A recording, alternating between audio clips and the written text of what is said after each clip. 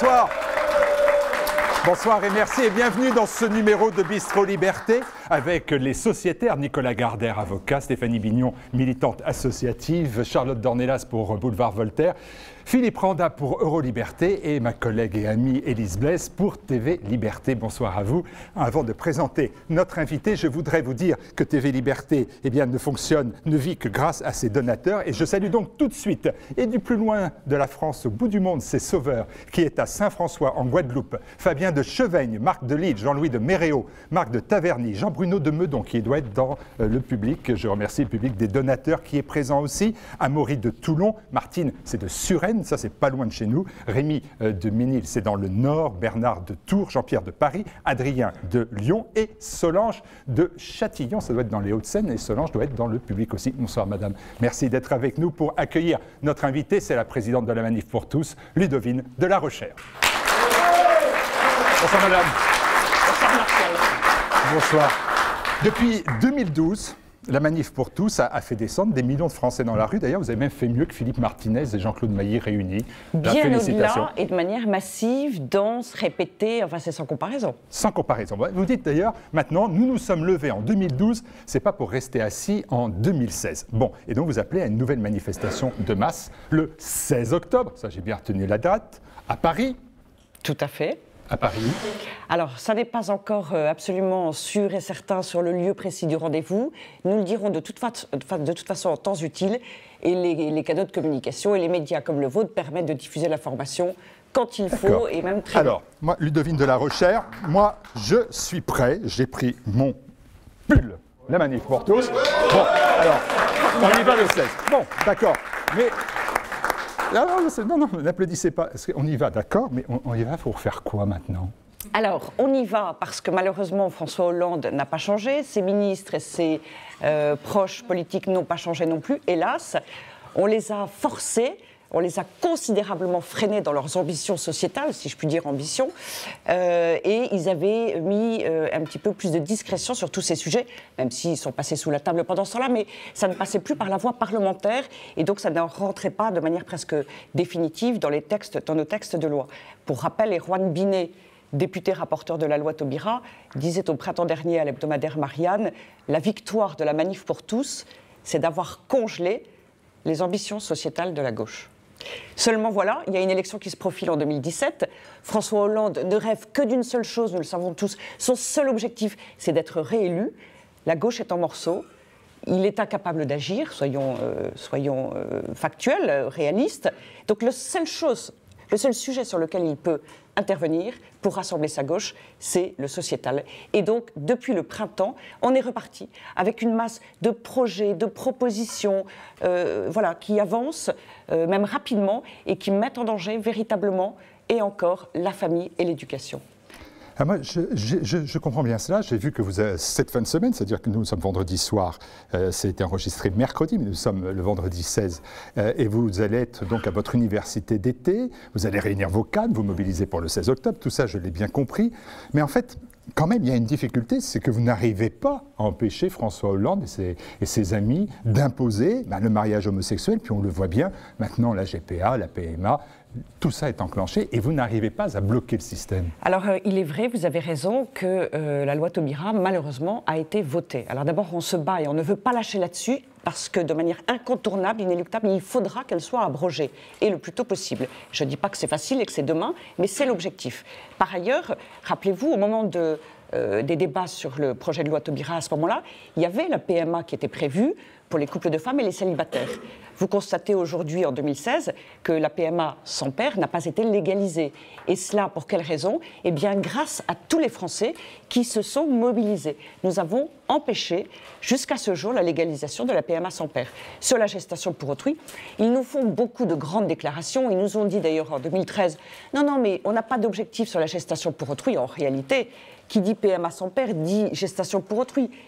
S'il y a pour les couples de femmes un moyen de contourner la possibilité de procréer en ayant recours à l'extérieur, il fallait la même chose forcément pour les hommes qui vivent ensemble. Ce qui veut dire que freinant l'un, empêchant l'un, nous avons empêché l'autre.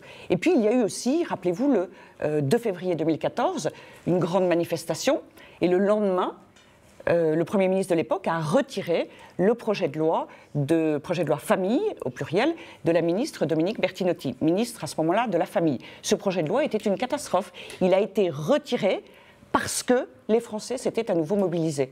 Il y a eu aussi un autre projet très très grave, je reviendrai après, on reviendra aux objectifs et aux fondements je pense, mais il y avait aussi la volonté d'ouvrir l'adoption aux couples pacsés et concubins.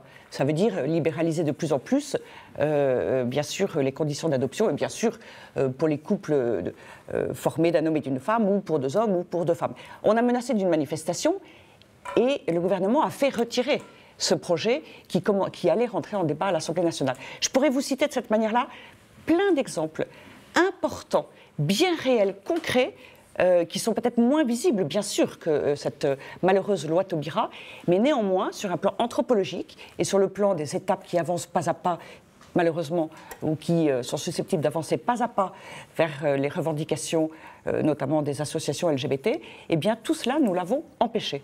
Alors, mais en revanche, c'est la politique familiale. D'accord, mais ce que vous n'empêchez pas, c'est que les Français sont favorables au mariage pour tous. J'en prends pour preuve le sondage qui a été publié par France Info, 2 points, plus Le Monde, donc ça fait 3 points en tout. Eh bien, 65% des Français sont favorables au mariage pour tous. Ben voilà. J'ai entendu ce sociologue qui disait sur France Info, vous ne représentez pas la France. Vous étiez 1 million, ça c'est Hollande l'a reconnu, mais vous ne représentez pas la France. Oui, tant pis pour vous, je relève mon... Vous ne représentez pas la France. D'ailleurs, avant, nous étions, d'après les pouvoirs publics, nous étions 200, 300 000. Et puis la vérité sort 3 ans après, François Hollande avoue que nous étions bien 1 million. Et nous étions même plus d'1 million. Pour en revenir à notre sondage, vous disiez, Martial, pardonnez-moi, que les Français sont à 65% favorables au mariage gay. La question n'était pas du tout celle-ci. La question posée aux personnes sondées était: est-ce que vous êtes favorable à l'abrogation de la loi Taubira? 65% des Français ont dit, des personnes interviewées ont dit non. Mais être opposé à l'idée d'une abrogation, ce n'est pas du tout la même chose que d'être favorable à la loi en question, au principe du mariage en question. Ce n'est pas la même chose, déjà. Là, il y a une confusion, et c'est comme ça que de confusion en confusion, on en vient, dans certains médias, à des commentaires très faussés. Et puis j'ajoute qu'on raconte, et par exemple Nicolas Sarkozy, entre autres, prétend qu'on ne peut pas abroger, parce qu'abroger, c'est démarier et désadopter. C'est faux. C'est un mauvais prétexte, et bien sûr qui a été répété et qui est rentré dans l'esprit des gens. Et évidemment, démarier et désadopter ouvre des tas de questions délicates, difficiles. Or, ce n'est pas ce que nous revendiquons. Nous revendiquons une abrogation. Une abrogation, c'est bien sûr, et ça c'est l'article 2 du Code civil, c'est pour l'avenir. Et dès lors que les Français n'ont pas la bonne information, eh bien, on leur pose une question à laquelle, pour laquelle ils n'ont pas les éléments. Alors si je peux rajouter aussi beaucoup d'autres éléments. Hein. Nous avons rendu public les résultats d'un sondage en mai 2016, donc il n'y a pas longtemps. Oui, ça c'est un sondage que vous avez payé, pas celui de France Info. Qui a payé celui de France Info? C'est intéressant de le dire. C'est l'Association des familles homoparentales. C'est aussi l'association exactement de la PGL. Mais par ailleurs, ce sondage Opinionway, lui, il disait l'opposé, et il disait que 68% des personnes qui étaient certaines d'aller voter à la primaire de la droite et du centre. Il y a une petite comparaison qu'on peut faire avec le sondage qui a été publié aujourd'hui, puisqu'ils ont étudié les Français adhérents des Républicains. Eh bien, 68% sont favorables à la remise en cause de la loi Taubira. Et quelle est la différence entre les deux? C'est simplement que dans un cas, on a mis en bloc la loi Taubira et on n'a pas distingué mariage et adoption. Et dans l'autre cas, nous avions parlé mariage et adoption et remise en cause de la loi Taubira. Et si on s'en tenait à la question sur l'adoption, moi j'invite et je mets au défi la PGL de faire un sondage avec l'IFOP en demandant aux Français: êtes-vous favorable à l'adoption par 2 hommes ou 2 femmes? Les résultats, et nous le savons, ne seront pas du tout les mêmes. Et ensuite on leur dit: compte tenu de cela, êtes-vous favorable à la remise en cause, dans un premier temps, de la loi Taubira? Le résultat sera à l'évidence très différent. Et puis si les médias disaient la vérité, si tous les médias, disaient la vérité, ou les leaders d'opinion, ou etc., les intellectuels, Irène Théry, par exemple, qui était longuement interviewée aujourd'hui, disons-le, le mariage, c'est la filiation. Quand on se marie, on va à la mairie, l'officier d'état civil vous lit les articles de loi qui concernent les enfants à venir. Le mariage, c'est pour fonder une famille, et quand le lien entre le mariage et la filiation sera dit normalement, exposé normalement, les Français voilà, auront compris. Aujourd'hui, l'information publique n'est pas exacte. Vous venez de publier, on y reviendra, la politique de la famille et intérêt de l'enfant, 40 propositions très concrètes, c'est pour votre université, pour la préparation du 16 octobre. Il y a quand même une toute petite aussi difficulté que j'ai relevée, c'est une question d'ailleurs un peu qui fâche, mais j'ai du mal à saisir votre démarche politique. Alors, dans un premier temps, on apprend que la Manif pour tous est devenu un parti politique. Puis dans un second temps, on apprend que Sens commun, qui est un parti politique qui est issu de la Manif pour tous, a rejoint les Républicains et puis soutient François Fillon. Et puis dans un troisième temps, je vous lis, et je lis que la Manif pour tous n'entrera pas en campagne pour tel ou tel candidat. Et je me dis quand même que tout ça, c'est un peu compliqué, c'est un peu flou, et comme dirait Martine, quand c'est flou, il y a un loup. Alors, les choses sont très très simples. La Manif pour tous a toujours le même objectif, les mêmes finalités, j'allais dire la même mission, pourrait-on dire, les mêmes messages. Et ce qui est bien, c'est que comme elle est collée à la réalité humaine, eh bien, elle ne change pas, puisque cette réalité, c'est ce que ne parviennent pas à comprendre certaines personnes, cette réalité est toujours là et il faut défendre le respect de cette réalité humaine. Alors, pour des raisons techniques, juridiques, pas très intéressantes, il est vrai que la Manif pour tous est une association loi 1901 devenue de type groupement politique parce que nous menons une action politique, nous sommes des acteurs de la vie de la cité, nous intervenons dans le débat public. C'est ce qu'on appelle, au sens aristotélicien du terme, au sens grec du terme, c'est ce qu'on appelle la politique. Mais ce n'est pas la politique au sens campagne électorale, etc. Bref, nous avons mis en adéquation nos statuts entre la réalité de notre action militante politique et puis le statut juridique de notre association. Mais nous avons toujours dit, et d'emblée, que nous n'entrions pas en campagne électorale et nous étions à l'écart. Pour quelle raison ? Eh bien, la Manif pour tous, nous sommes là pour nous adresser à tous les Français, tous les partis, tous les politiques. Concrètement, est-ce que le 16 octobre, tous les élus centristes, de droite, du Front National, du Parti démocrate chrétien, est-ce que tout le monde est le bienvenu ou est-ce qu'il y en a qui ne doivent pas venir ? Ils sont absolument tous les bienvenus. De gauche, bien sûr. Ils sont tous les bienvenus, comme à chaque fois, et ils recevront d'ailleurs très prochainement une invitation. Je voudrais en revenir à Sens commun. Sens commun n'est pas issu de la Manif pour tous, c'est pas tout à fait ça. Il se trouve qu'il y a 5 fondateurs, 2 d'entre eux ont été en effet des cadres à la Manif pour tous. Un jour, de leur côté, avec 3 autres personnes, au printemps 2013 à peu près, ils ont décidé de fonder Sens commun avec une idée précise pour ce qui concernait le travail au sein du Parti des Républicains. Ce n'est pas la Manif pour tous qui a commandité la création de Sens commun. Et ce que je veux dire par là, c'est que Sens commun est un parti politique qui se situe à l'intérieur, donc qui est comme un courant dans un parti politique, et nous sommes absolument indépendants les uns des autres, et les décisions des uns ou les décisions des autres ne sont pas faites en concertation ni quoi que ce soit. Allez, ma dernière question rapidement, parce que là on prend déjà du retard. C'est pourquoi vous faites tout cela ?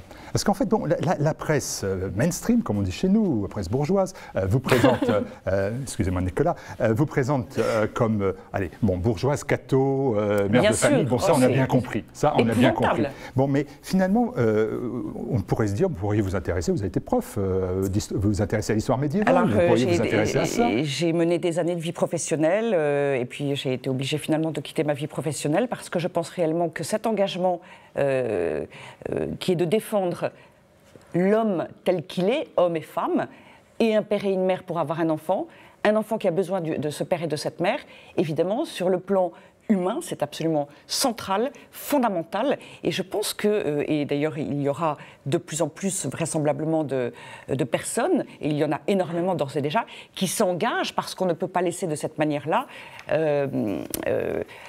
l'humain mis à mal, le plus vulnérable méprisé, voilà, et on ne peut pas laisser les valeurs finalement, et notre civilisation elle-même se défaire ainsi. Nous opérons autrement. Ce soir, vous n'avez pas envie d'ouvrir un bouquin d'histoire médiévale, vous vous rendez compte? Mais j'en rêve, c'est compliqué, mais c'est bien.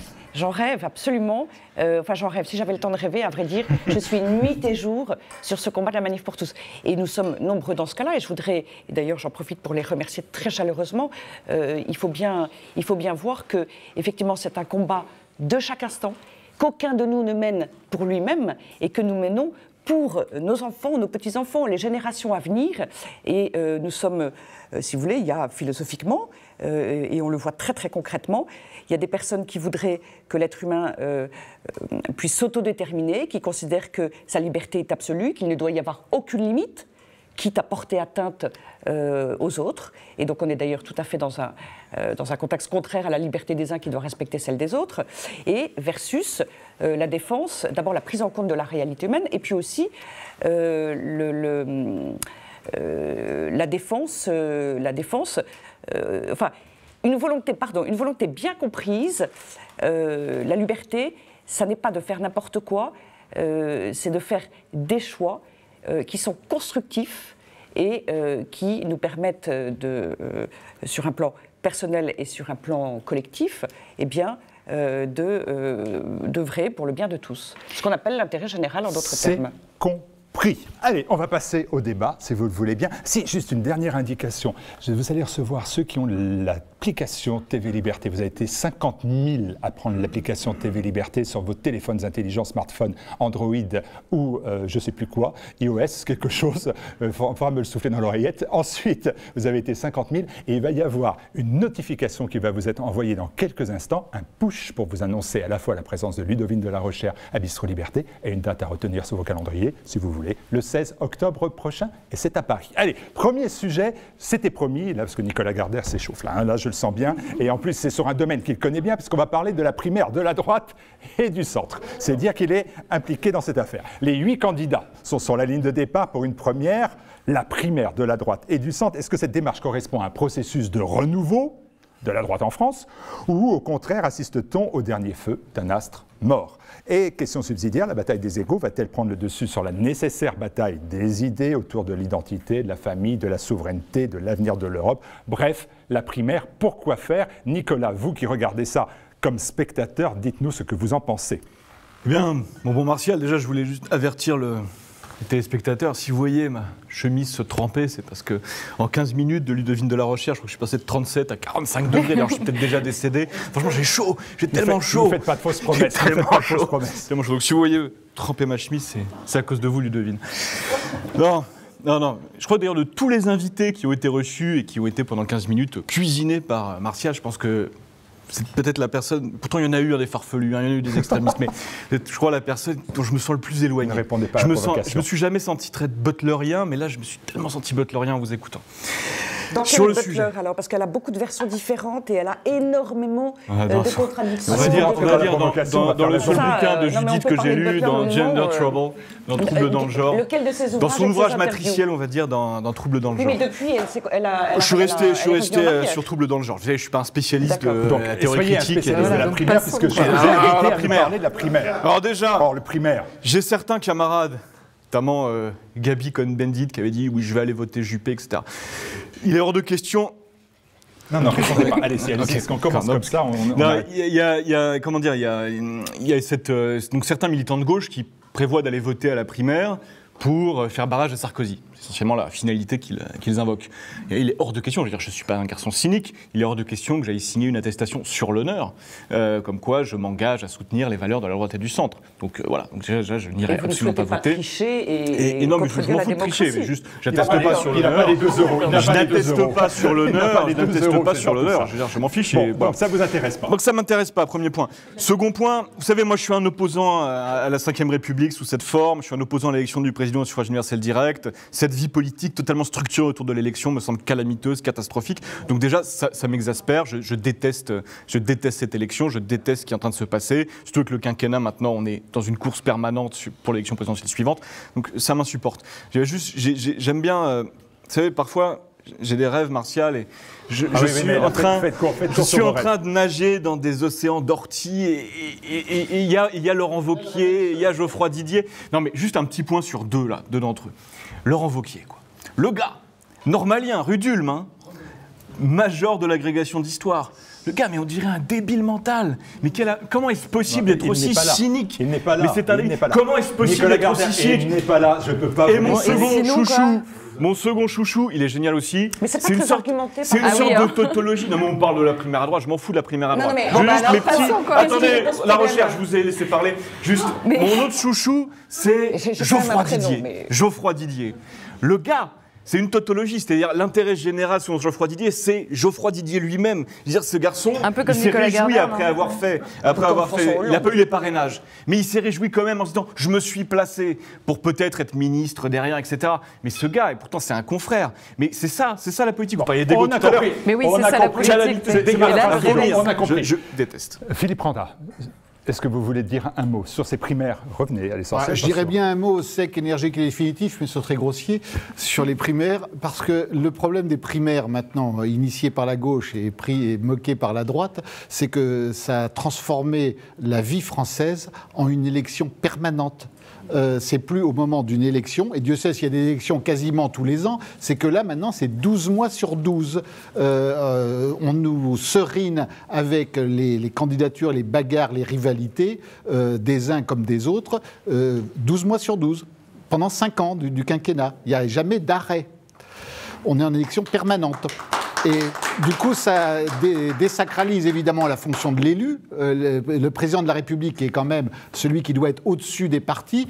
On l'a juste vu pendant des mois et des mois s'étriller avec les autres au sein de leur parti. Donc c'est déjà la première chose ridicule. Maintenant, en ce qui concerne directement la droite, on peut dire la même chose sur le Parti socialiste, qu'est-ce qui va en sortir de tout ça? Il s'étrille là pendant des mois avant que finissent par l'emporter, ce sera Juppé, Sarkozy, Fillon, je ne sais pas, moi non plus, je ne vais pas aller signer sur l'honneur quelque chose que je ne crois pas. Alors qu'effectivement, ça laisse aussi, c'est une élection qui laisse la porte ouverte à toutes les tricheries. Parce que désigner le candidat de droite, si vraiment j'étais capable de signer une chose que je ne crois pas, j'irais signer pour celui qui sera le plus mauvais des adversaires contre le candidat, la candidate plutôt, pour laquelle moi je compte voter la prochaine fois. Donc c'est déjà officialiser la tricherie. Stéphanie Bignon. Oui, alors je rejoins assez bien le point de vue de ces messieurs. Je trouve que c'est lamentable et je suis triste de voir mon pays perdre son temps dans des considérations, mais vraiment de second ordre. Et vous parliez tout à l'heure de lutte d'ego. Est-ce que les idées vont prendre le pas ou l'ego va prendre le pas? Mais c'est évidemment un combat. Il faut dire aussi, on ne les lit pas, on ne les interroge pas, mais ils publient des textes, que ce soit la j'avais lu les livres de Nicolas Sarkozy. J'avais lu les livres de Nicolas Sarkozy avant les élections qui ont vu son élection. Eh bien, ça m'a vraiment encouragé à ne surtout pas voter pour lui. Donc, en fait, c'est intéressant d'ailleurs. Il faut lire ces livres. Vous avez raison. Mais c'est une calamité. Enfin, je trouve que notre pays perd son temps et ces élections ne sont que lutte d'ego. Ça n'est que ça. Où sont les idées? Et ça fait bien longtemps que les idées ont déserté le camp politique. Je ne vois pas de lutte. Donc c'est affligeant. Mais par contre, l'espoir n'étant pas de ce côté-là, il est ailleurs. Et j'inviterais vraiment les paysans, nos téléspectateurs, nos artisans, nos gens qui ont la foi dans ce qu'ils font, de se retrouver profondément, de fermer le poste et de s'occuper de leur maison, de leur foyer, de leur mairie, de leur terre, de leur famille au sens large. Voilà, alors d'accord, on garde TV Liberté, mais on ferme la grosse chaîne, on ferme les gros médias. On généralise souvent à l'ensemble. C'est vrai. On généralise souvent à l'ensemble des politiques, mais je pense que de temps en temps, c'est bien de rappeler que beaucoup d'élus locaux font un travail généreux et très dévoué. Je suis élu local et je pense que le seul mandat, encore une fois je le répète souvent, mais le seul mandat qui soit réellement en danger aujourd'hui, c'est le mandat de maire, c'est-à-dire la démocratie à la portée réellement, véritablement effective sur le terrain, celle-ci est en danger. Ce mandat-là est en danger. Les autres ne le sont pas comme par hasard. Voilà. Un maire et un maire. C'est la formule gagnante. Charlotte Dornelas. Alors moi, sur les primaires, effectivement, hein, la vie politique est devenue une succession d'élections, mais pour des raisons assez simples, en fait, c'est qu'il ne leur reste plus que ça à nos hommes politiques, et ça pose aussi la question de qui décide réellement. Je crois qu'aujourd'hui, il y a beaucoup quand même d'échelons de la vie politique qui ne sont pas décidés par les hommes politiques eux-mêmes, et il n'y a qu'à voir dans la primaire comme ils se disputent effectivement finalement, moi je trouve quand même qu'il y a des idées qui ressortent à chaque fois dans les primaires, puisque c'est entre des candidats d'un même camp, donc c'est à celui qui ira le plus loin, entre guillemets, sur une idée qui est effectivement portée que parce qu'elle a un intérêt électoral, mais il y a quand même des choses qui sortent. Et Et il se trouve que la primaire, c'est pour moi un peu la cause et la conséquence de l'inexistence de la droite depuis des années. C'est-à-dire que puisqu'il n'y avait plus de chef, le problème qu'a eu la gauche, pourquoi les primaires sont apparues à gauche? Parce que la gauche était incapable de générer un chef naturel. C'est ce qui est arrivé à la droite après Sarkozy. Elle était incapable elle-même de générer un chef naturel pour des raisons électorales, mais aussi pour des raisons de fond. Et cette primaire qui est finalement la conséquence de cette absence de chef et de ligne, du coup, à droite, peut aussi être le début d'une reconstruction. Alors, je suis toujours un peu sceptique sur la reconstruction de la droite ou sur l'union des droites. Ou, bon, que des gens se parlent dans la société civile, c'est une très bonne chose. Et de fait, on a vu que ça a avancé et la Manif pour tous en est un exemple. Après, sur la reconstruction vraiment de la droite, et pour les raisons qui ont été citées, notamment les questions d'ego, je pense que c'est assez compliqué, en tout cas pas à cette échelle-là. En revanche, la primaire, ça permet aussi de donner la place à des petits candidats, ce que le monde médiatico-politique appelle avec pas mal de mépris les petits candidats. Pourquoi ? Parce qu'eux portent des idées, puisqu'ils n'ont pas l'ambition, en tout cas dans les mois qui arrivent, de remporter l'élection présidentielle. Ils sont là effectivement pour porter des idées et des débats qui sont, je pense, importants de ramener dans la vie politique et qui peuvent ensuite générer des engagements locaux d'abord dans la vie politique, mais également des engagements métapolitiques. Et je pense qu'en ça, la primaire peut nous apporter quelque chose. Vous savez, la distance que j'ai sur le monde politique et ses multiples élections ou prises de parole. Mais je pense que finalement, cette primaire, qui est effectivement la conséquence d'un constat assez triste, je suis assez d'accord, peut être aussi le début d'un espoir d'engagement ailleurs. Peut-être pas forcément que dans la vie politique, mais ailleurs aussi. Et ça ramène des débats qui ne seraient pas portés par le candidat à l'élection présidentielle s'il n'en fallait qu'un. Élise Blaise, vous allez suivre à partir de début novembre pour TV Liberté l'élection présidentielle tous les jours. Vous allez donc connaître ce monde politique que vous connaissez déjà bien maintenant, au bout de quelques années, et ce regard que vous portez sur ces primaires. Moi, je voudrais peut-être rajouter, je suis d'accord à peu près, bon, sauf avec Gardère, mais ça tout le monde le sait, donc je ne vais pas le préciser, mais je suis à peu près d'accord avec tous les éléments qui ont été donnés là. Je rajouterais juste que tout à l'heure, j'ai vu Madame de la Rochère qui... J'ai cru deviner que vous alliez parler de démocratie. Or, le processus de la primaire pourrait effectivement être démocratique si leur technique de dépôt de soutien des autres candidats, des élus, etc., était un peu moins opaque. Parce qu'on a vu là, à partir du moment où a été annoncée la primaire, que déjà des tractations, au bout de quelques semaines, commençaient à courir dans les couloirs des Républicains, qui, je crois, s'appelait encore l'UMP, où on proposait... d'avoir assurément une place pour les législatives de 2017 si on donnait sa petite signature. Donc de ce fait, déjà, c'est biaisé. Alors on pourrait se dire, bon, de toute façon, c'est quand même les têtes essentielles qui se présentent au final, mais bon, on se rend compte que c'est un peu n'importe quoi. En réalité, là, on voit que Lefebvre, finalement, a déposé ses signatures et ses soutiens. En réalité, non, finalement, il n'a pas le droit parce que c'était irrégulier, etc.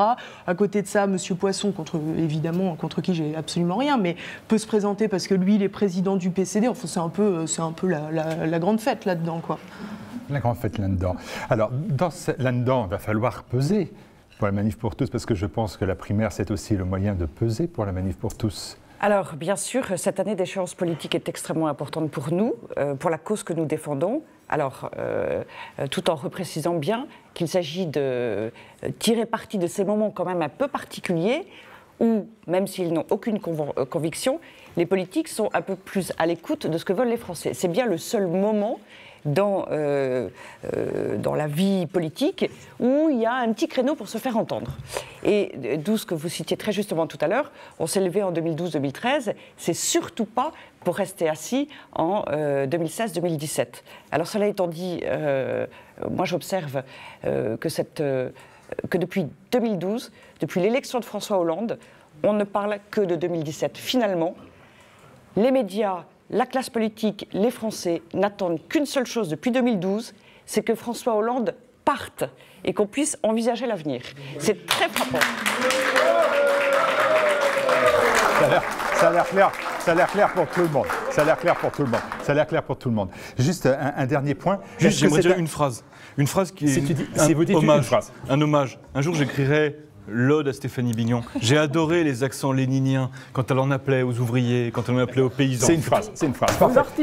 Juste une dernière question. Est-ce que c'est pas quand même non plus une forme d'échec d'avoir tout le temps, depuis 4 ans, pesé sur la droite, sur les droites, la droite dans ses murs, la droite hors les murs, le Front National, je mets tout le monde, même si certains ne veulent plus se dire de droite, etc. C'est compliqué, mais tout cela, vous avez cherché à peser tout le temps. Et finalement, on s'aperçoit qu'aux primaires, finalement, vous avez 2 candidats qui se revendiquent un peu de la manif pour tous.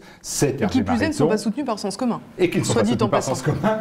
Jean-Frédéric Poisson et Hervé Mariton sur 8, 2 sur 8. Alors, d'abord, tout n'est pas encore écrit quant au programme et aux prises de position auxquelles nous aurons droit d'ici ces primaires.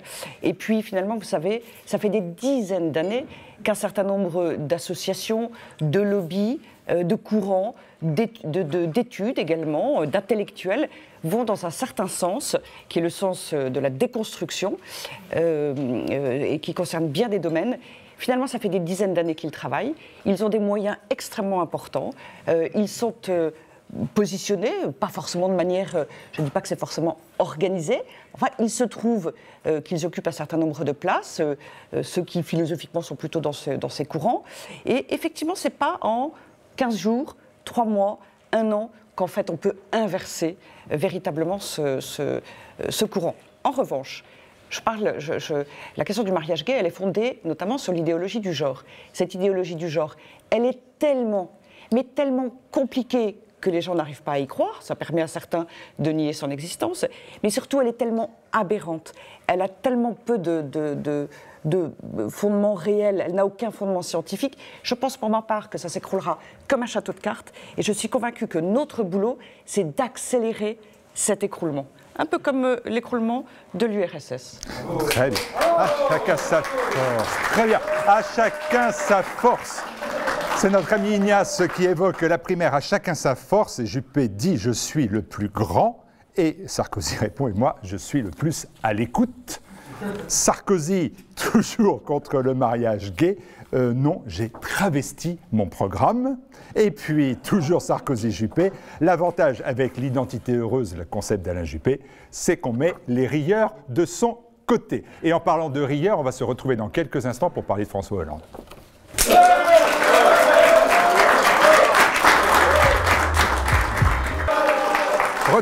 Retour sur le plateau de Bistro Liberté pour cette seconde partie d'émission, deuxième partie d'émission intitulée « Hollande, un quinquennat pour rien ». C'est bien évidemment à une référence à l'ouvrage déjà à succès chez Albin Michel d'Éric Zemmour,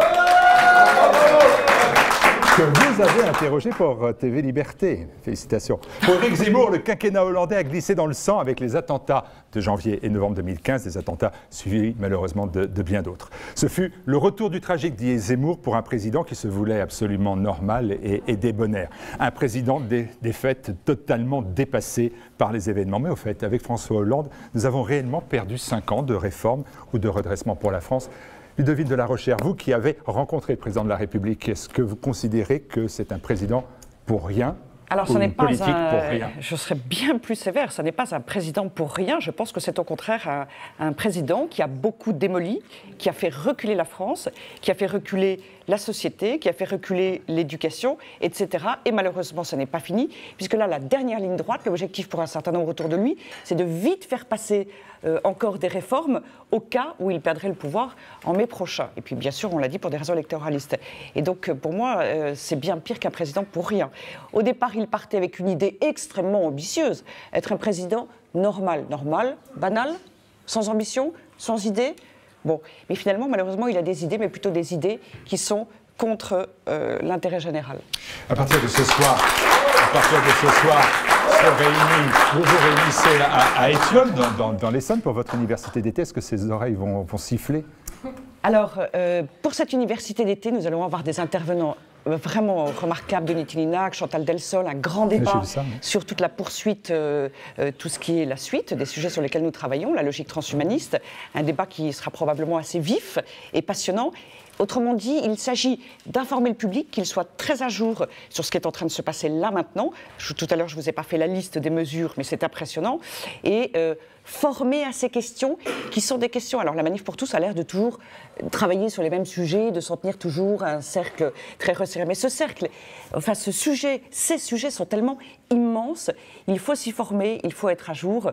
Et bien sûr, tout cela s'inscrira dans le contexte politique de l'année. Et nous allons nous préparer tous ensemble à cette manifestation du 16 octobre, à l'année politique. Ces oreilles siffleront, ce ne seront sans doute pas les seules oreilles qui siffleront pendant ce week-end. On va sur votre site pour retrouver ces moments-là. Est-ce que quelqu'un veut parler de François Hollande? Je peux en parler Nicolas. De François Hollande. Alors, évidemment, moi je mettrais quelques trucs à son crédit. On parlait du président normal. Je pense qu'en termes de représentation politique, Sarkozy et sa clique avaient profondément dégradé la fonction et même la représentation politique en tant que telle. Je pense qu'on est dans une pornographie de la représentation politique et la normalité de Hollande. C'était pas tant une question de la banalité. Vous disiez qu'il était totalement... Encore une fois, hein, j'ai jamais eu d'ambition pour François Hollande, j'ai jamais considéré que c'était... J'ai jamais cru en François Hollande. J'ai voté pour lui au second tour, bien évidemment, mais j'ai jamais eu d'attente. J'ai jamais eu d'attente qu'il fasse des choses extraordinaires.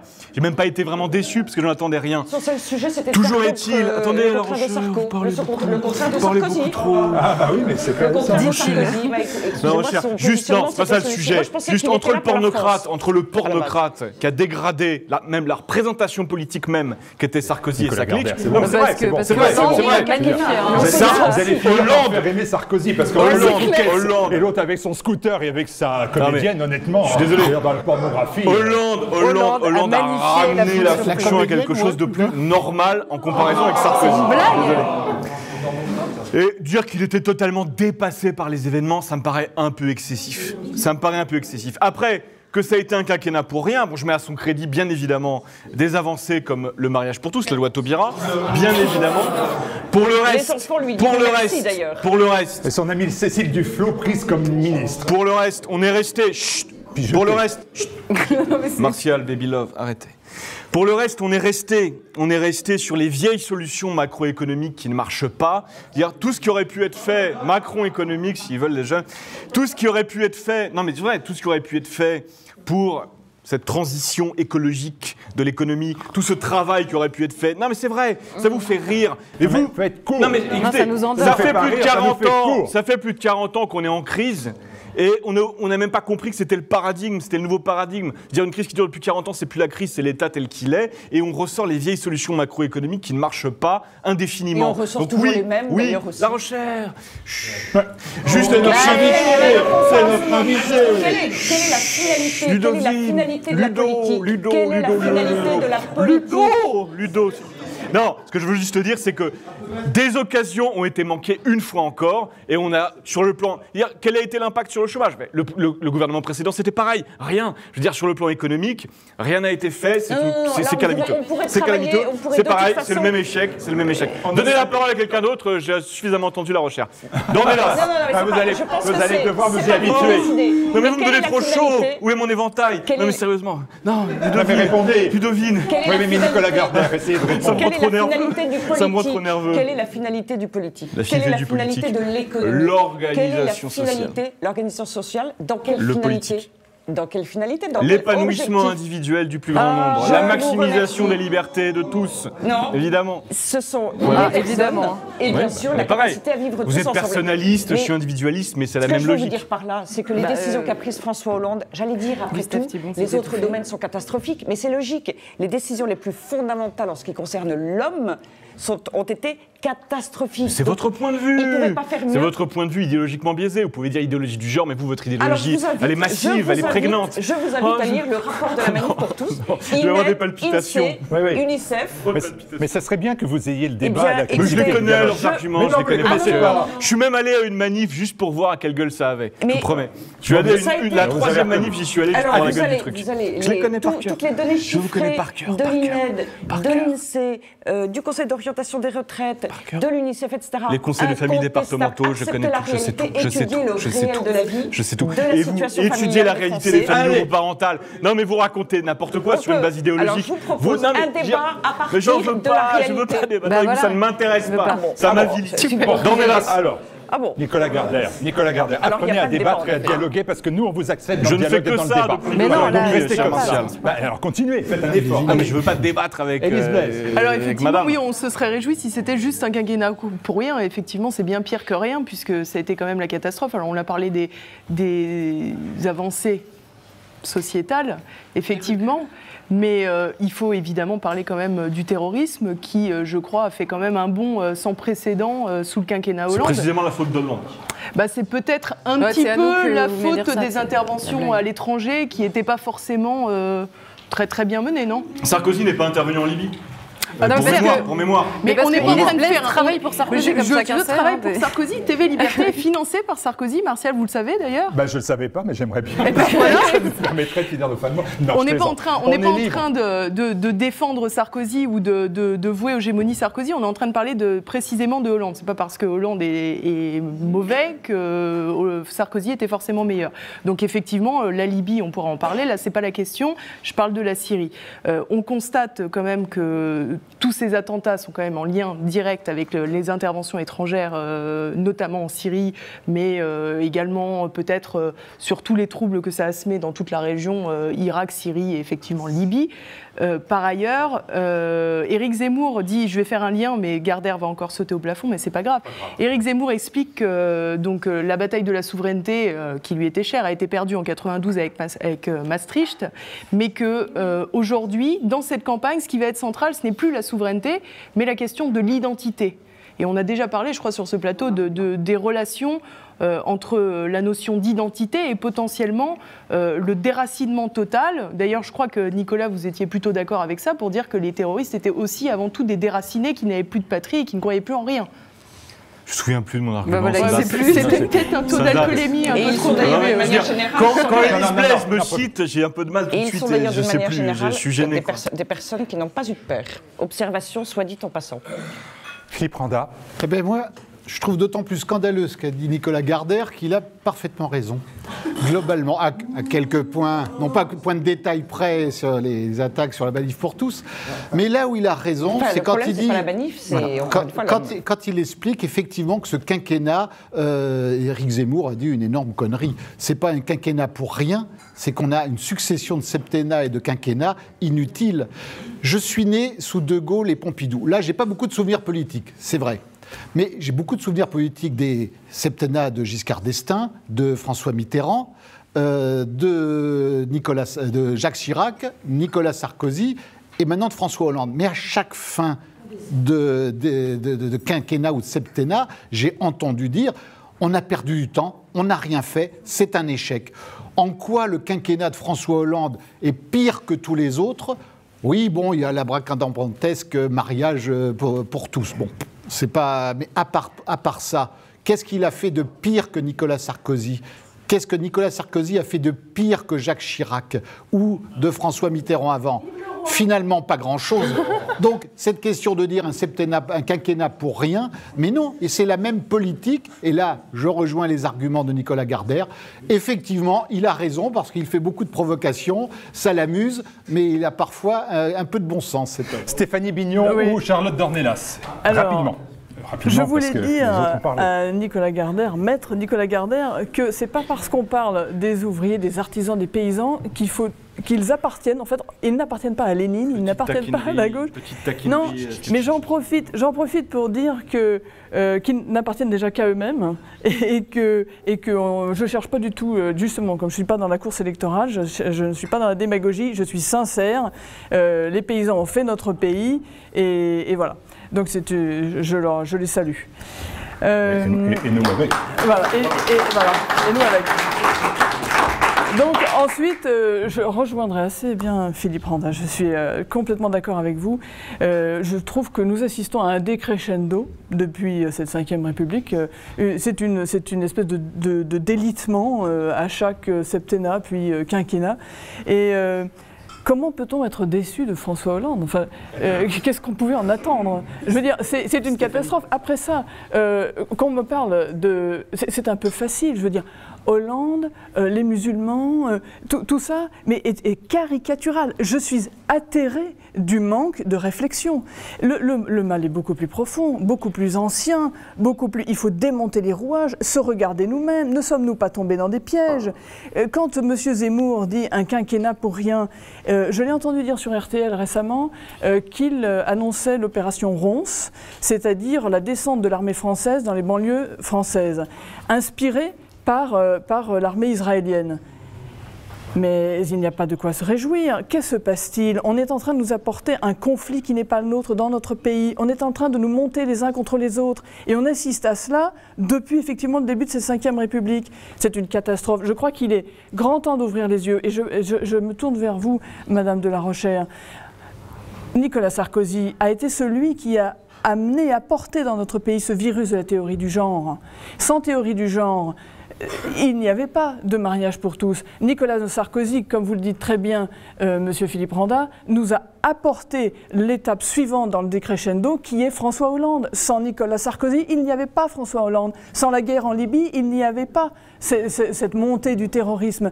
Et cette utilisation, excusez-moi, parce qu'il faut faire très attention, cette utilisation de la violence dans des optiques très spécifiques.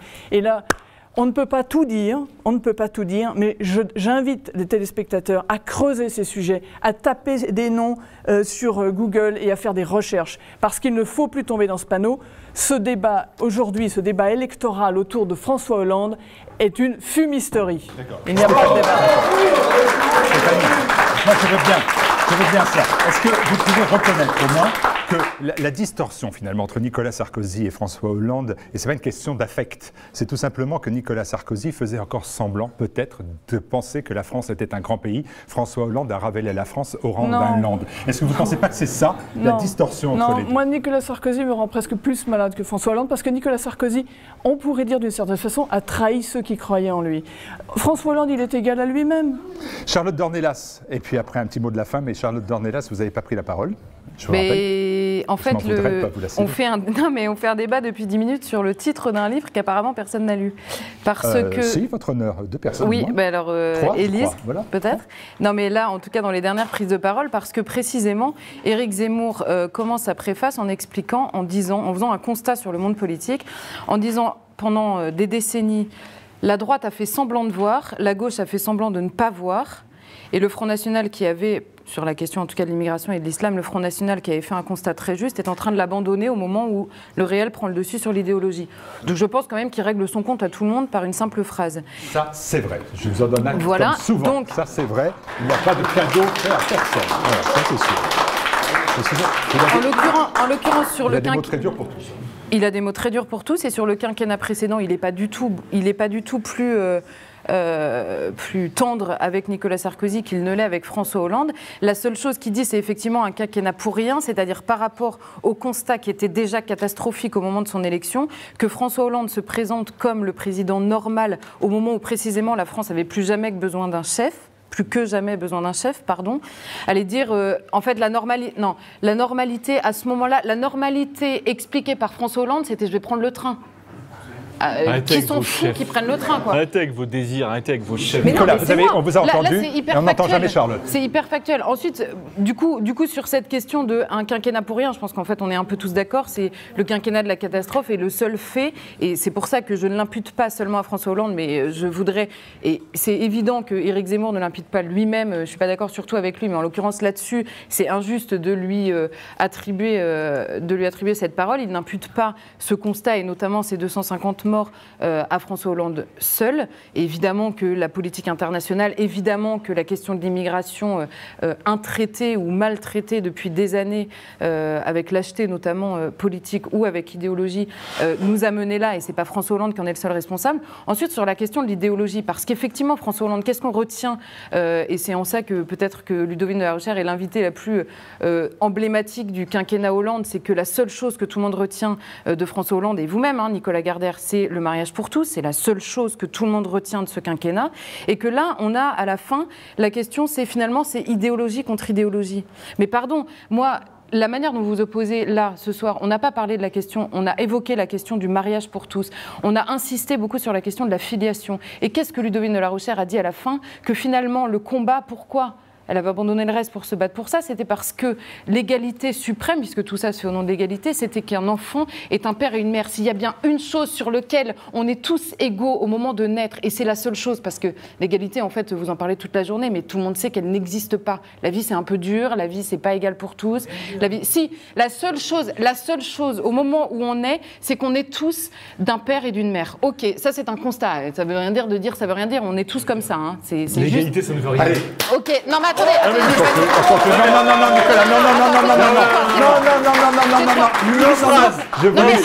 il n'y a pas d'une phrase. Vous laissez Charlotte Dornelas terminer. Donc le débat s'est fait là-dessus. Finalement, la manif pour tous, le slogan en tout cas qui a été retenu et qui médiatiquement a fait le plus de bruit, c'est « Tout enfant a droit à un père et une mère ». On s'oppose sur cette question-là en disant mais non, mais finalement, deux enfants peuvent très bien être heureux avec deux pères ou deux mères. La seule chose que je voudrais opposer, puisque finalement, à chaque fois, ce qu'on nous dit, c'est il y a bien des enfants qui perdent leur père ou leur mère. Et là, je vais répondre sur cette question-là. Le jour où un enfant perd son père ou sa mère, les gens en face, ils pleurent. Ils lui disent c'est pas normal, t'as besoin de ta mère, t'as besoin de ton père et c'est pas normal et viens dans mes bras, t'as le droit de pleurer. Et dans ce débat, ce qui a eu lieu, c'est qu'un enfant, on l'a privé par la loi, donc ça veut dire qu'il y a un responsable aujourd'hui. Et que l'enfant, au moment où il vient pleurer, on lui dit ben non, c'est normal, t'as deux pères. Et c'est ça le quinquennat de François Hollande. Donc c'est pour ça que c'est effectivement pas un quinquennat de On termine. On termine. Et je cite Éric Zemmour pour Stéphanie, pour Charlotte, pour tous ceux. Zemmour à ma Zemmour place, cite le président Lebrun qui disait, au fond, comme chef de l'État, deux choses lui avaient manqué. Il parle de là pour François Hollande, qu'il fût un chef et qu'il y eût un État, comme si la dégringolade n'avait pas été suffisante, pas assez humiliante de Pompidou à Sarkozy. Ce dernier avait été élu président pour devenir Premier ministre. Son successeur aura été président pour devenir ministre du budget. Donc voilà, je rends à Zemmour ce qui lui appartient. Un quinquennat pour rien et la tendresse du mariage gay. Ça, c'est pour le couple Hollande-Sarkozy. Et puis François Hollande, quinquennat pour rien, et qui a accueilli les pauvres migrants, c'est François Hollande. Je vous indique tout de suite qu'il y a un deuxième cadeau après vous avoir envoyé un push, une notification par l'application de TV Liberté. Eh bien, vous allez recevoir une information via Facebook et la communauté de TV Liberté sur Facebook. Ce sont 60 000 personnes. Vous allez apprendre que Ludovine de La Rochère est sur TV Liberté et que le 16 octobre, la manif pour tous est dans la rue. A tout de suite, on se retrouve pour parler de prison. Et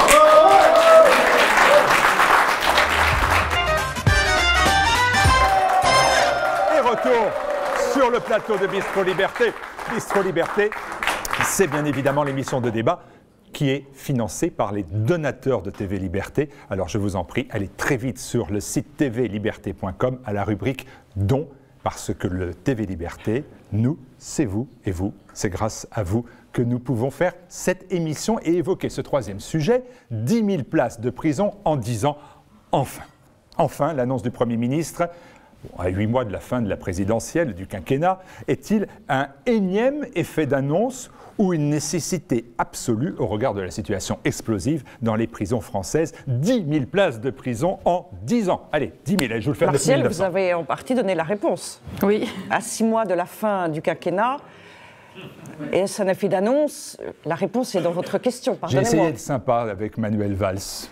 J'ai essayé d'être sympa. Mais si en plus j'aime bien les 10 000 en 10 ans. Vous avez un peu savonné la planche quand même au passage. Moi j'aurais fait 20 000 en 20 ans par exemple, 50 000 en 50 ans. Par exemple. Est-ce que 10 000 places de prison en 10 ans, est-ce que c'est quelque chose qui est nécessaire? C'est insuffisant. Et d'ailleurs, quand on regarde la situation des prisonniers, des personnes incarcérées en France, eh bien on s'aperçoit que la surpopulation, on s'aperçoit que la France est l'un des pays d'Europe dans lequel la surpopulation est la plus importante. Proportionnellement, nous avons beaucoup moins de places de prison, par exemple, que le Royaume-Uni.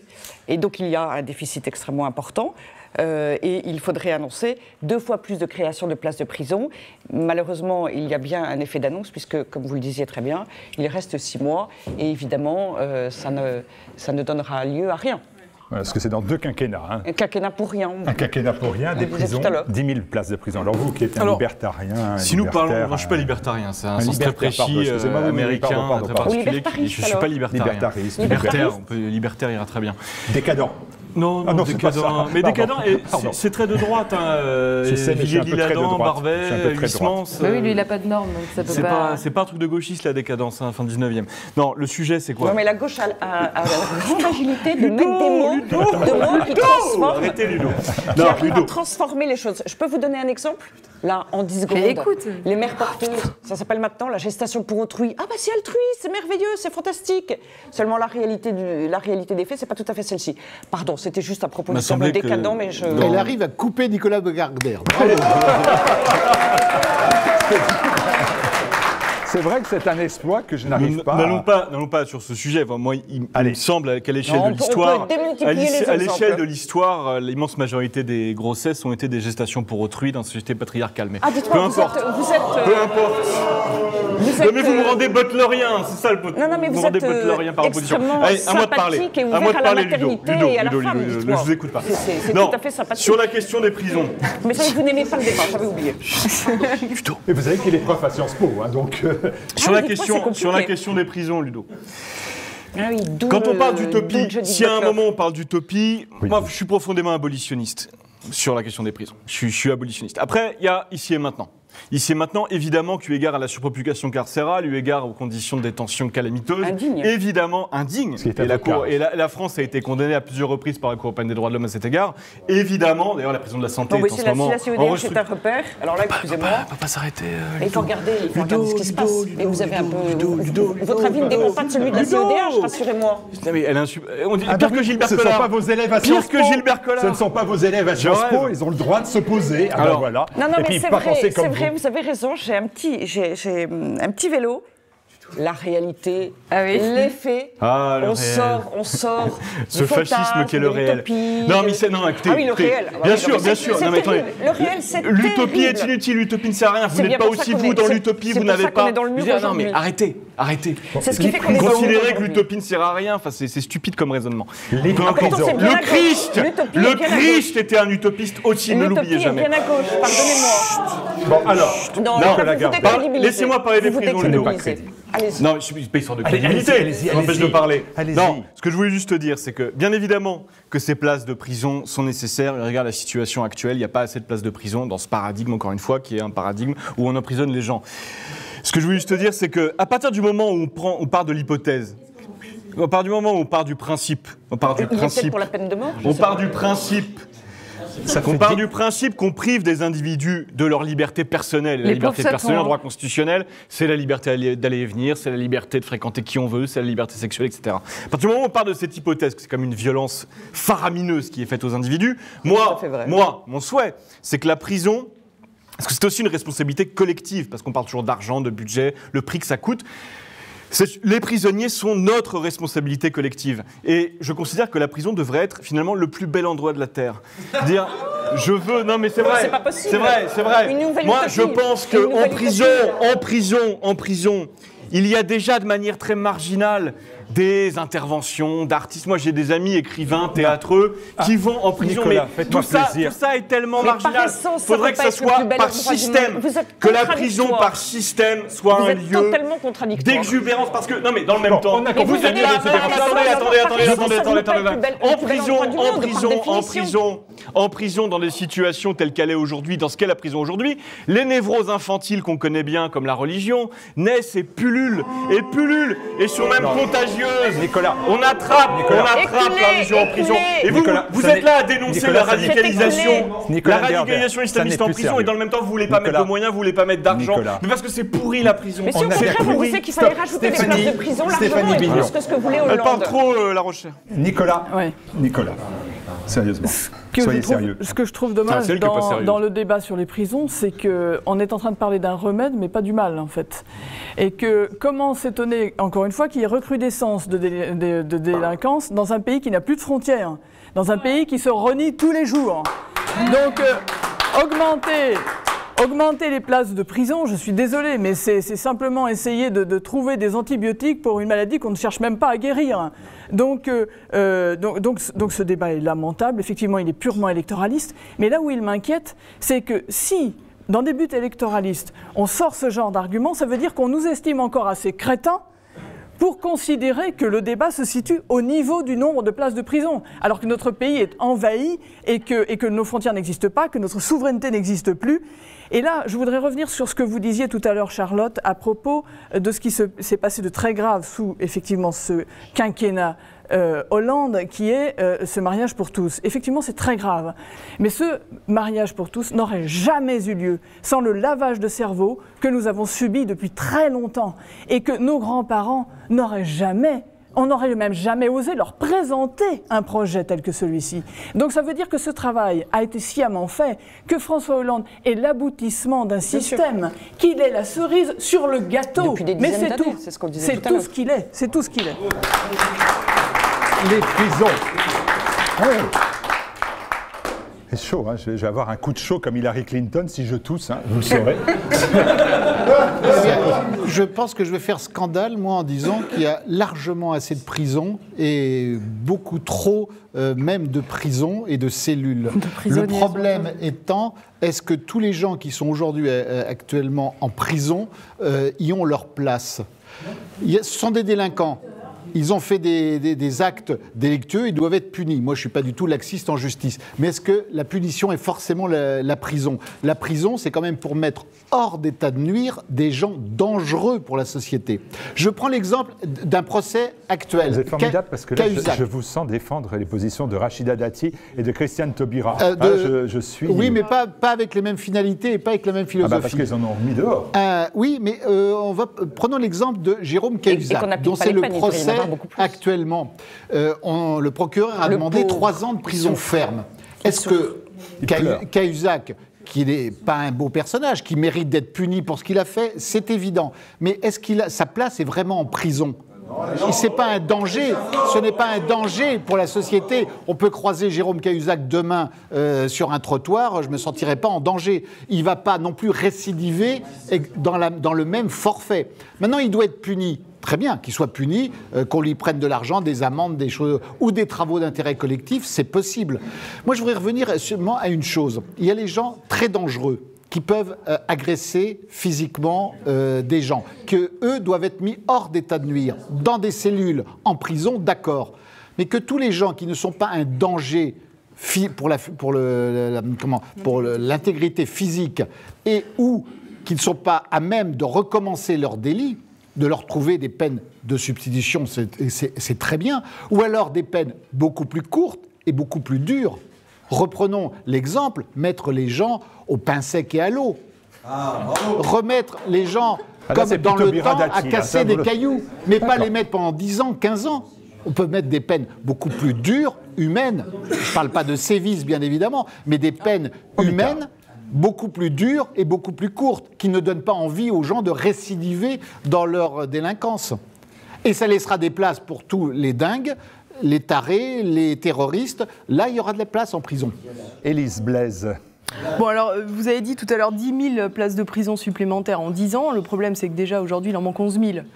Donc, le temps qu'on arrive à ces 10 000... Sans compter les peines qui ne sont pas appliquées grâce à Madame Taubira. Parce que Randa disait tout à l'heure qu'il y avait des gens qui n'avaient rien à faire en prison, qui s'y trouvaient. En dessous de 2 ans de condamnation, la peine n'est pas appliquée. Il faut mettre le paquet pour vouloir aller en prison. Ce qui est déjà scandaleux, qu'une peine ne soit pas appliquée. Il n'y a pas d'incarcération, il y a un aménagement de peine. Enfin, soit dit en passant, quand même... Il n'y a pas d'application des peines. Un des deux... Non, mais un des deux, les aménagements de peine... Les aménagements de peine, ça prend aussi en considération les bracelets électroniques dont était affublé notre cher ami Adel Kermiche, qui a quand même décapité le père Jacques Hamel. Je dis ça, je dis rien, hein. Peut-être que celui-là, il aurait peut-être dû plutôt être en prison. Mais bon, après... C'est lui, plutôt. Alors après, justement, ça amène le deuxième sujet, c'est que quand on n'a plus de place, certes, il faut construire des places, mais on peut peut-être aussi les vider avec les prisonniers. Alors ça, je l'avais déjà dit, parce que Martial aime bien m'inviter dans Bistro Liberté quand on parle de prison. Alors oui, je sais pas si je dois y voir quelque chose, mais c'est ce que j'avais déjà dit la dernière fois. Il me semble que quand même, on aurait quand même quelques places à gagner si on expulsait les condamnés étrangers pour qu'ils aillent faire leur peine ailleurs et qu'ils ne soient pas, en plus d'avoir porté atteinte à notre société, qu'ils soient en plus à la charge de la société. Charlotte Dornelas.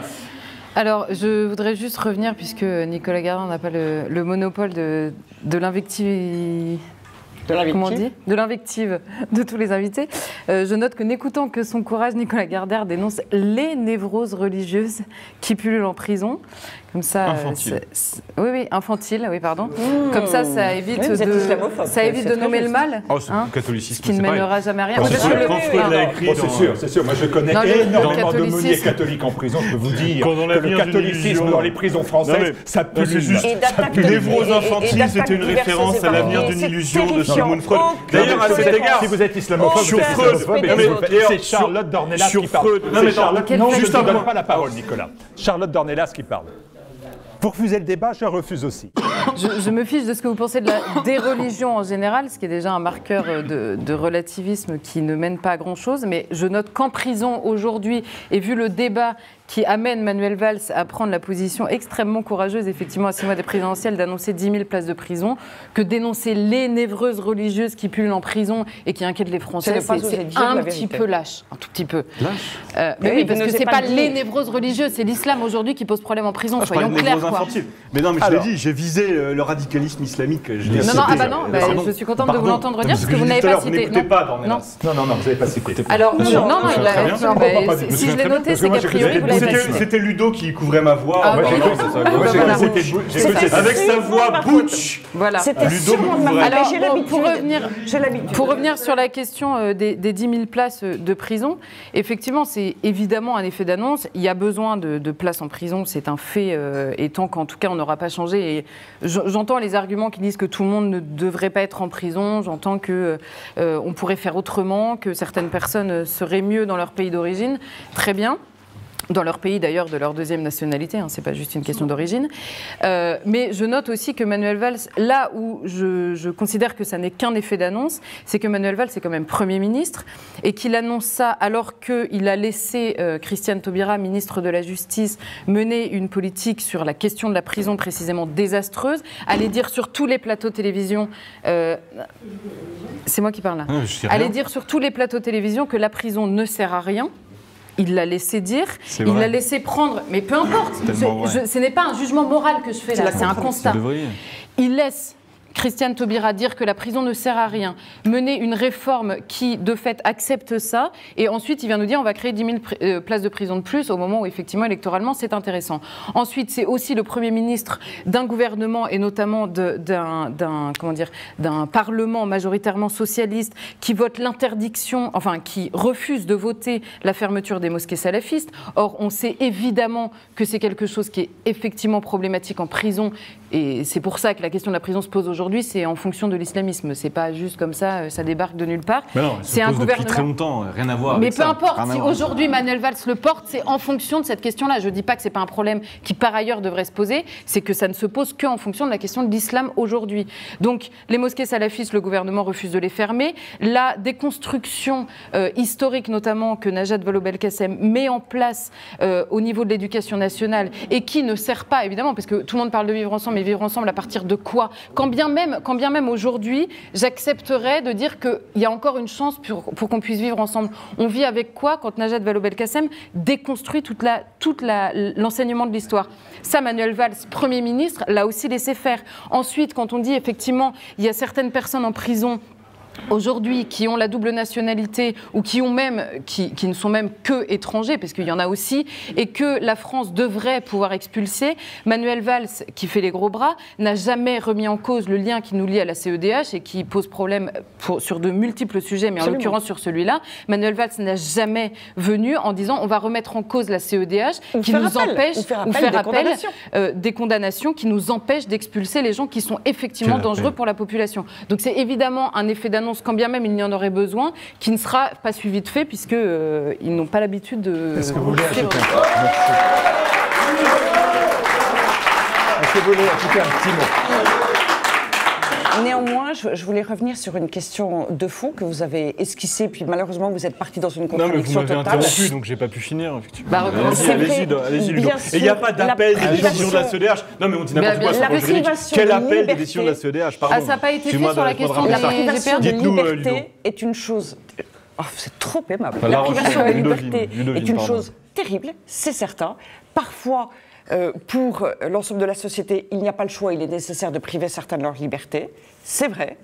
Mais par ailleurs, la question de fond, donc pas ponctuelle, mais de fond, c'est en effet une question d'humanité. Est-ce que les prisons françaises sont décentes ou absolument indécentes, humainement parlant? Pour ma part, je défends la dignité, le respect de la dignité de l'homme. Et à cet égard-là aussi, il y a un problème. Voilà, donc en dehors de la conjoncture. Avait parlé de ça. Mais qui se pose de la même manière sur la question première de l'immigration. Il suffit d'aller passer, je propose à tous les ministres d'aller passer 3 jours à Calais, accueillir des gens dans un champ de boue, ça n'est pas de l'accueil, je suis désolée. Donc la question se pose effectivement à Calais, elle se pose dans tous les centres d'accueil. Bien sûr. Mais donc la question, c'est qu'aujourd'hui, on a des gens qui pontifient sur les plateaux de télévision en disant on va faire une prison humaine, on va accueillir toute la misère du monde, on les accueille dans des champs de boue et on les met dans des prisons. Concrètement, il n'y a plus de place. On peut parler aussi d'ailleurs dans le domaine de l'éducation. On déconstruit allègrement depuis plusieurs années le système scolaire français dont on voit la faillite aujourd'hui. On poursuit, on accélère là ces derniers temps. Mais les ministres de l'Éducation nationale français, les ministres ont tous leurs enfants dans le système scolaire privé. Ça n'est jamais dénoncé.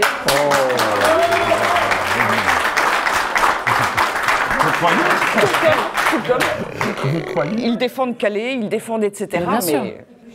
Allez, on a presque fini parce que nous avons pris beaucoup de retard. Donc le 4e sujet, on le retrouvera la prochaine fois. Je ne vous dis pas de quoi il s'agissait, mais on se serait étripé. Mais trop tard, c'est comme ça. 10 000 places de plus dans les prisons. Emmanuel Valls pour réprimer les grandes menaces du racisme et de l'antisémitisme. Plus de places dans les prisons, ça fait autant de radicalisation. Et plus de places dans les prisons, je suis condamné pour propos homophobes en scandant un papa et une maman. Oui. On va revenir à vous. Élise, vous voulez dire quelque chose? Excusez-moi. Pas un problème, non. Je voulais juste rajouter qu'on a l'impression qu'on conditionne toujours tous les troubles qui se passent en prison à la situation dans les prisons, à la précarité dans les prisons, les installations, la surpopulation, etc. Je me permettrais juste de signaler que dans l'actualité, on a vu une émeute incroyable à la prison de Vivonne. C'est une prison qui a été faite en 2009, elle est extrêmement moderne et elle n'est pas comble. Et puis on en voit aussi qui prennent des selfies devant leur piscine avec leur portable et leur Non mais la difficulté, elle est toujours de dévoyer. C'est comme on prend un certain nombre de règles qui étaient d'abord posées par la Cour européenne des droits de l'homme, dont on pouvait tout à fait entendre, en dépit du langage, en dépit de plein de choses qui posent problème, on pouvait tout à fait entendre certaines intentions, mais elles sont tellement dévoyées qu'effectivement, exactement comme vous le dites, ça perd tout son sens et ça devient... Je voudrais juste rajouter quelque chose. Je fais référence à Jean Raspail qui a été interrogé récemment. Et il n'y a qu'une façon de s'en sortir. Et tous les problèmes qui ont été traités ici, soyons catholiques. Bravo. Alors là, ça c'est... Vous savez... Stéphanie, c'est la capacité de vous vendre les choses au dernier moment. C'est rapide. On va essayer quand même. Merci Stéphanie. Vous aviez autre chose à dire? Ah, c'est bien joué, c'est comme ça. Et je me suis fait avoir. Allez, on va essayer de regarder tout de suite. Ludovine de la Rochère, cette question, elle vous est posée. Regardez un petit sketch un petit peu anti-américain. On va regarder.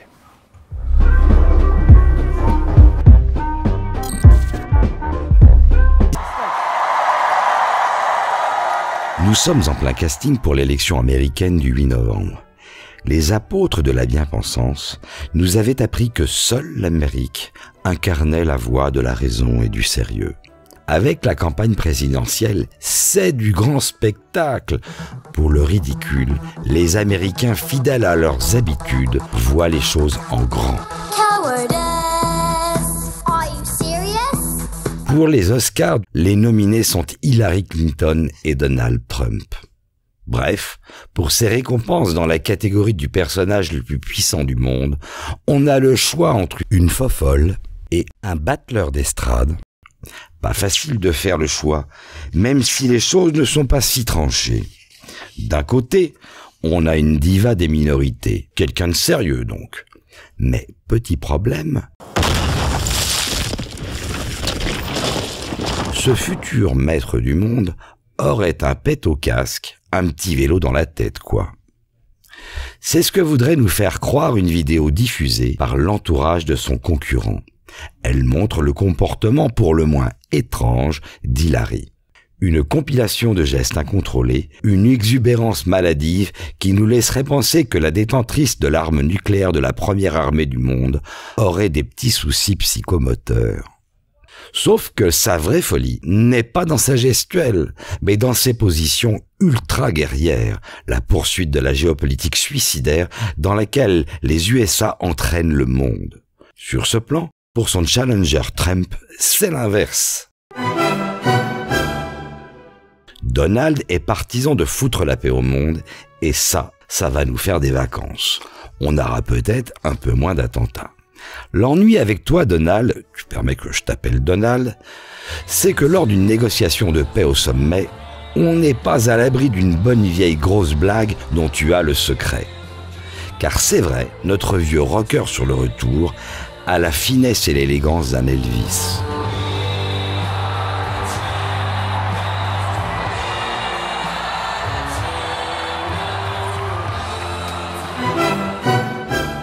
Dès lors, la question est, si vous étiez américaine, pour qui voteriez-vous? Vous n'avez pas le droit de dire que vous n'êtes pas concerné. Il s'agit de l'élection du maître du monde. Pour qui voteriez-vous? Pour une va-t-en-guerre un peu fofolle ou un battleur d'estrade isolationniste?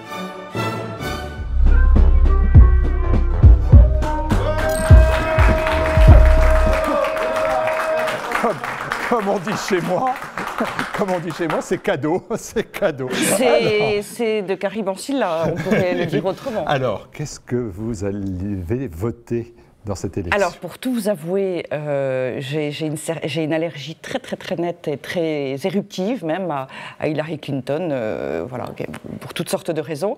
Après, j'ai, dans l'autre sens, une confiance très relative dans la personnalité de M. Trump, qui change d'avis assez régulièrement. Donc j'avoue qu'à ce jour, il y a un petit délai encore avant... enfin, non, puisque ce n'est pas bien sûr une élection directe, mais j'avoue qu'à ce jour, je ne suis pas sûre d'être en mesure de véritablement... En fait, vous vous tenez toujours à votre ligne. Vous ne choisirez pas un candidat en France comme vous ne choisirez pas un candidat aux États-Unis. Vous avez tout compris. Eh ben vous avez tout compris. Il n'en reste pas moins une allergie certaine à Hillary Clinton. Bon. Est-ce que... Alors, dites-moi, je n'y étais pas, pourtant j'ai toujours mon suite qui est prêt pour cela, mais je n'étais pas à la manifestation au Mexique. Alors là, des centaines de milliers de personnes pour la famille au Mexique. Grâce aux Français. Grâce aux Français. Est-ce que c'est ça que vous visez? Vous visez quoi pour le 16 octobre? Des dizaines, des centaines de milliers? Écoutez, c'est le moment ou jamais de peser sur l'avenir pour notre pays. Nous avons extrêmement rarement l'occasion, comme je le disais tout à l'heure, d'être malgré tout un peu plus écoutés par l'ensemble des politiques, etc. Nous devons absolument être immensément nombreux si nous voulons espérer changer, accélérer un certain basculement dont je pense Gaël Brustier, qui est sociologue, qui a écrit un livre sur la manif pour tous, disait la gauche est en train de perdre la bataille culturelle. Parce que tous les sujets que nous évoquons, c'est d'abord une question de compréhension, de culture, tout ce qu'on entend, et ce qui est dans les courants philosophiques, politiques, etc., depuis des dizaines d'années, s'est mis en place sur un plan législatif, finalement, un petit peu plus tard. Donc il y a une succession des choses. Il faut changer absolument notre logique et on ne doit plus admettre, on ne doit plus laisser les politiques se laisser embarquer dans un sens qui est absolument contraire, encore une fois, à l'intérêt de l'humain et de la collectivité, de la société dans son ensemble. C'est maintenant. C'est le 16 octobre, à l'orée d'une année politique particulière, que nous devons être plus nombreux que jamais pour dire « stop, ça suffit ». Bon, allez, vous ne lâchez rien, c'est clair et c'est vrai. Allez, deux choses à vous dire. vous remercier, bien évidemment, d'être venu vous prêter à ce jeu et avec une opposition quelquefois farouche et féroce. Mais c'est la règle du jeu qu'on s'est imposé à TV Liberté, une certaine liberté, la capacité de dialoguer et de débattre. Je voudrais vous dire aussi qu'il y a un troisième cadeau qui vous est offert. C'est gratuit encore et c'est cadeau. C'est le troisième, c'est l'envoi de l'invitation à aller le 16 octobre à Paris pour la Manif pour tous et que Ludovine de la Rochère est l'invité de Bistro Liberté. Ça sera envoyé et notifié cette fois-ci sur notre compte Twitter où nous avons 13 726 membres de la communauté Twitter. Donc voilà, que ça soit sur Facebook, que ça soit sur l'application TV Liberté, que ça soit sur Twitter, mais ça sera aussi sur YouTube et sur notre réseau Google et sur Instagram. Tout, partout où TV Liberté est présent, vous serez informés que ce soir, c'était Ludovine de la Rochère, l'invitée de Bistro Liberté. Merci. Merci, on se retrouve bientôt. Merci aux techniciens, merci à notre producteur Arnaud Soyer, à notre réalisateur Benjamin Nicolas et à tous ceux qui ont œuvré pour la réussite de cette émission. On se retrouve dans 15 jours. À bientôt. Bye bye.